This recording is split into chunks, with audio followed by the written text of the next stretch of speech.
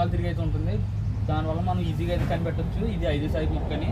దీని యొక్క స్పెషాలిటీ ఏంటంటే కొత్తపల్లి కొబ్బరిని మనం ఆవకాయ ఏ విధంగా అయితే పడతామో సేమ్ అలాగే కొత్తపల్లి కొబ్బరి తర్వాత ఎక్కువగా పట్టే రకం అండి ఇది. దీని యొక్క కాయ వచ్చేసి ఈ విధంగా అయితే ఉంటుంది. చూడండి కాయ ఈ విధంగా అయితే ఉంటుంది. అలాగే ఇది 2 సంవత్సరాల మొక్క, చాలా చిన్నగా అయితే ఉంది.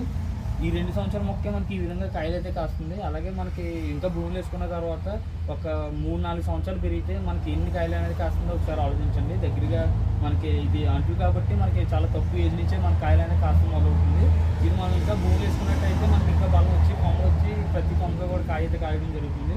అలాగే ఇది పచ్చడి పట్టుకోవడం వల్ల దీని స్పెషాలిటీ ఏంటంటే మనకి మొక్క అనేది కొంచెం నూనె అనేది ఎక్కువగా పీల్చుకుంటుంది. దానివల్ల మనకి పచ్చడి నిల్వ కూడా ఎక్కువగా ఉంటుంది.